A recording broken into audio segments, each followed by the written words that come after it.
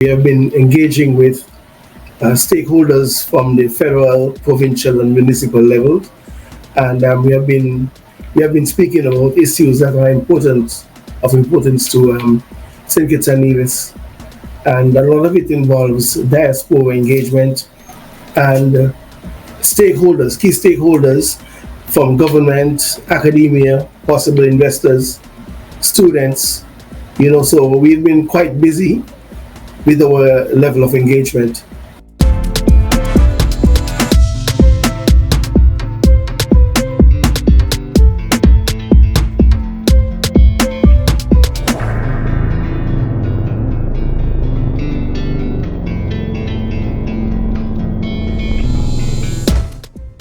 We spoke about our government's focus on building a sustainable island state, and ways in which the provincial government can partner with us in order to attain those goals.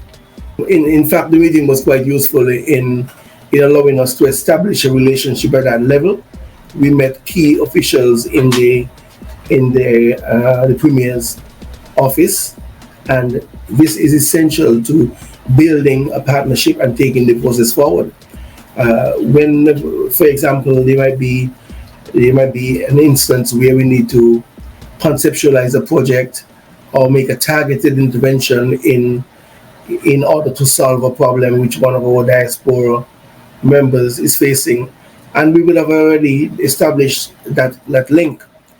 Also, business to business, we can definitely make recommendations on increasing the number of partnerships between Canada, specifically Ontario, and business people from St. Kitts and Nevis. We also look at people-to-people exchange programs. We're looking at scholarships, and this is very important for our people. All we have is our human resource. So building our human resource capacity is a priority for St. Kitts and Nevis, and we were able to have an exchange of ideas in that area as well. We also look at climate change, which for us is an existential threat, and we exchange ideas on climate change with a focus on building resilience, disaster mitigation, disaster preparedness, because we recognize that we have not contributed to the climate crisis, but we have to bear the brunt of the effects of climate change. You are somebody from the Caribbean, so you know the perpetual threat of natural disasters, flooding, drought, sea level rise. All of these things we have to deal with, and we don't have to look too far for an example of the harmful effects of global warming and the sea level rise. We have Hurricane Beryl, which devastated a number of islands in the Caribbean, and this is the first time that we've had a tropical storm, so early in the season. We normally have to wait for September, late August, early September, but this one came. We're hoping that it's not a harbinger for storms to come, but the science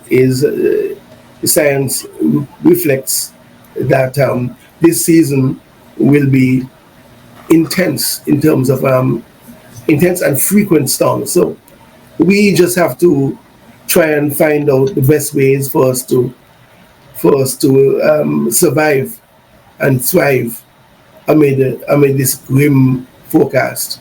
So talking to other people, other stakeholders, including at the provincial level, helps us to create a certain level of awareness. There are links with climate change, security. There are links with a whole lot of areas, and we need to make sure that there is a certain level of awareness to help us to achieve our goals. There's a lot of research institutes in Canada, and we can build partnerships to find solutions. If we are to successfully build a climate smart society, we need to build partnerships with the research institutions in Canada.